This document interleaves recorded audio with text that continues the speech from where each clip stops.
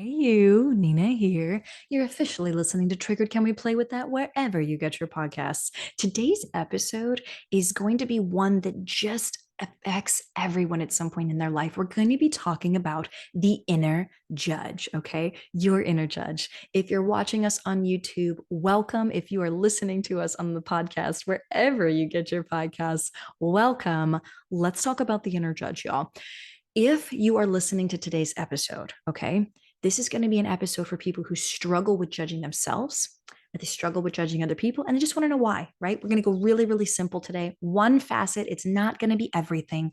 Why is it that I really struggle with judging myself and judging other people? Okay. That is what we're going to be transforming a hard conversation around, hopefully, into some teachable moments. Yeah. So have a journal on hand or a really good friend to dialogue with what comes up for you in this episode, because of course we are talking about judgment and I want you to look at it through a non-judgmental lens to the best degree possible. Yes. For now, you know that I am curious.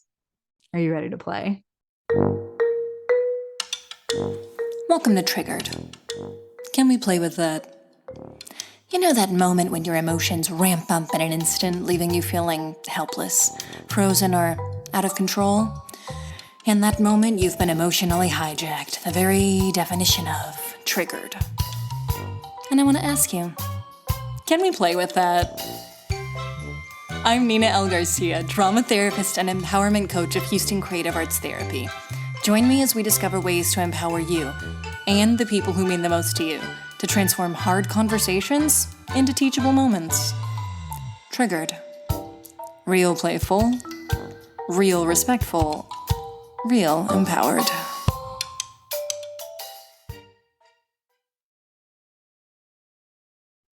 Let's take a breath.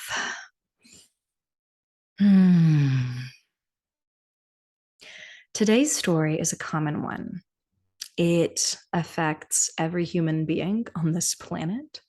And I'm going to tell it from the beginning as if you were a baby. And we're going to go from there. So, when people are born, we come onto this or into this earth with a very particular brain. And perhaps you have heard the term lizard brain, right? Your lizard brain is very, I don't want to say simple, as in it's not capable of things, but it's very particular about here's what I need in the moment, right? It's very survival oriented. Now, from the moment that I am sharing this with you, and for the rest of this episode, I'm going to be vastly oversimplifying your emotions and your brain and what is really happening. But I'm going to do that so that you can hopefully grasp a really complex principle in very simple imagery, dramatic terms, and images. Yes, yes. Okay. So back to the story. You come in as a wee babe, right? And you've got this very simple brain, and there it is, and it's all survival based. And in this survival based brain, you have some very basic, very important emotions. Now, typically, we say you have 5 core emotions. That's right, count them. You've got 5, folks. Okay, joy, anger, sadness, disgust, and fear. And if you've ever seen Inside Out, it is a fantastic representation of what is happening, right? Yes, of course, a simplification in many ways, but so, so helpful, especially if you're like, Nina, help. I'm really trying to get to know my emotions. Go catch that movie. Then come back here. So, for these 5 core emotions, if you can imagine, that they are lined up like your soldiers. Yes, they're there in your brain right now. They're present. Yes, they're there and they're like your soldiers. And what I mean by that is they're at attention, but they don't yet have a mission. Okay. Write this next line down. Emotion is energy that must be expressed. Okay. The very first part is emotion is energy. Let's expand on that.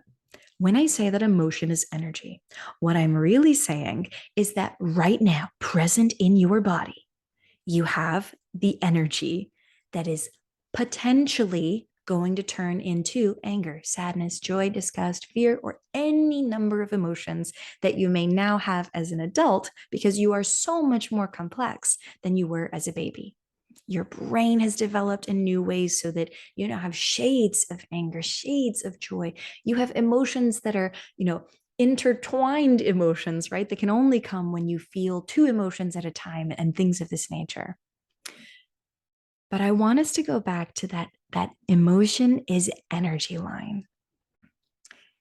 If emotion is energy and it's present, that energy is present within you right now. What it is waiting for is something in the environment to tell it which kind of energy to be. Do you remember those soldiers I told you about? They're your emotional energy. And right now they're standing at attention, but they don't have a mission. They don't have a mission just yet, but oh my goodness, are they waiting for one? And here's what I mean by that. Your soldiers are standing at attention and they are awaiting things that are happening in your environment for them to respond. They need to know, does that make me angry? Does that make me sad? Does that make me happy? Does that make me disgusted? Does that make me afraid? Right? All the different emotions that you are capable of feeling. Your emotional soldiers are there, they're at attention. And as soon as they get the stimulus from the environment, they're going to step forward, they're going to put their hand on your shoulder, and they're going to say, Nina, we should be angry about this. Or Nina, we should be happy about this. Or Nina, we should be terrified of this. Yes. That's their job. They're like, oh my gosh, I've seen the potential threat in the environment, right? Even if it's a threat of joy, right? They've seen it and they're like, let's respond, let's react to this. Yes. This is super duper helpful for you because it tells you how you relate to your environment. Now, here's where things go awry. This is, of course, triggered. Can we play with that? It's super helpful for you to know what is in your environment that's happening and how you feel about it. And if we were all healthy, well rounded, balanced individuals, then our emotional soldiers would step forward. We would feel the feeling, very natural, very human. It would pass out and through us. Yes, very natural again. The emotion passes through us. And then we get back to baseline and we move on with our life. So this is a natural thing. It happens all day, every day. Something in your environment triggers a feeling. You feel the feeling, it passes through. Now, most of the time, you may not notice this, but we tend to definitely notice it when we are triggered. Yes, when we're triggered and the emotion feels so big, it is hijacking us.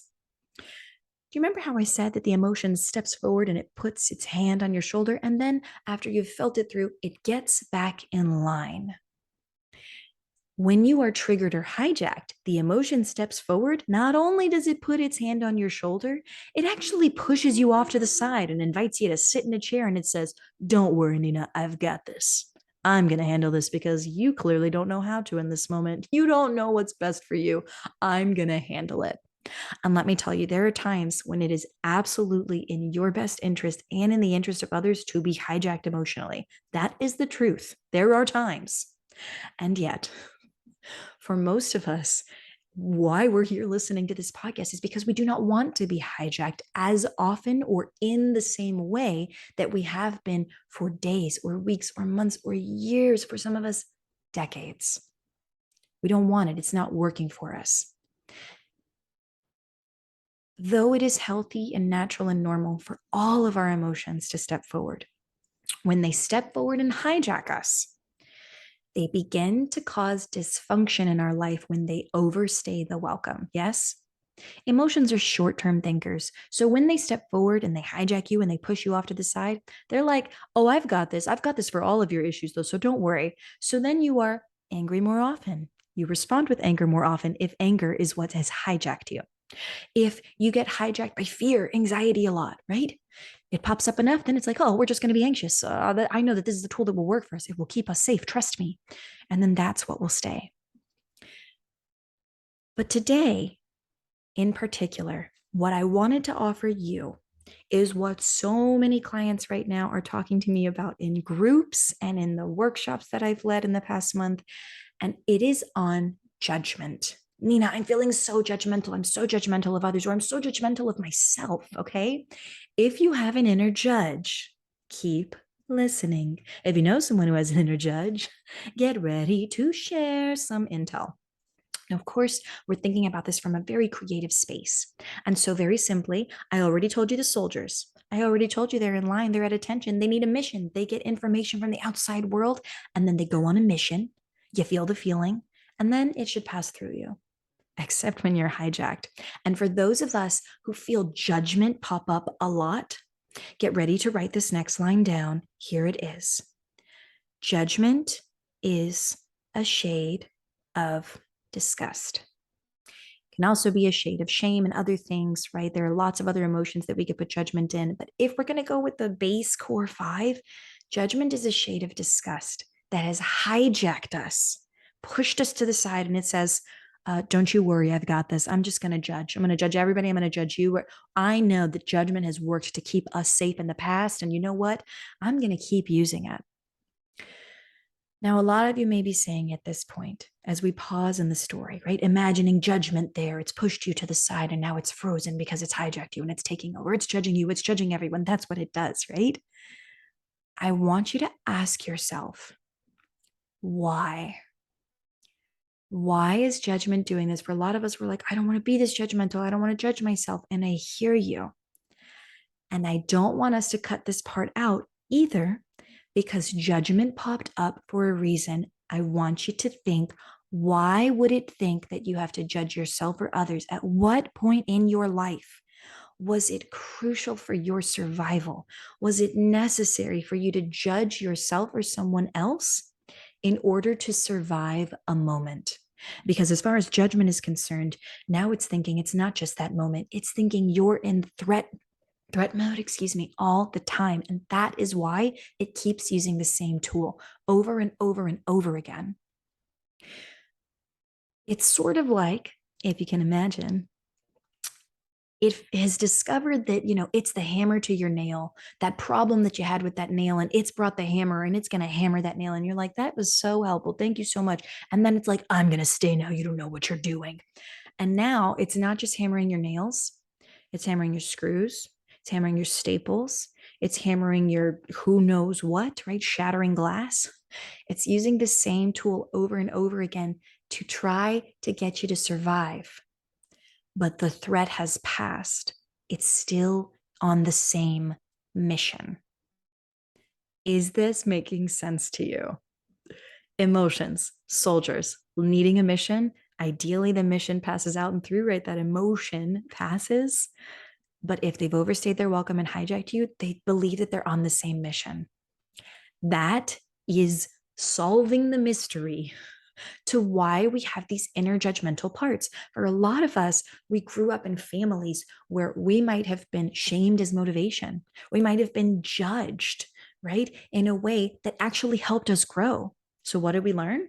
Oh my gosh, if I keep judging myself or if I keep judging others, well, I'm going to grow. They're going to grow. We're all going to grow, right?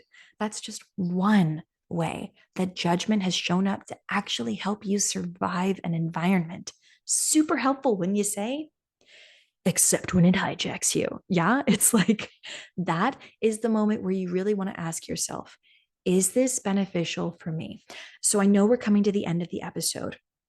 Of course, I'm wondering what is sitting with you. I've asked you to very specifically write down emotion is energy that must be expressed. We can't ignore it or it will hijack us. Yes?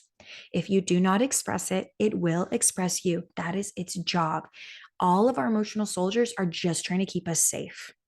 But when they hijack us, they're on overdrive, thinking, right, genuinely believing that they have the one solution that we can use over and over and over again to keep us safe.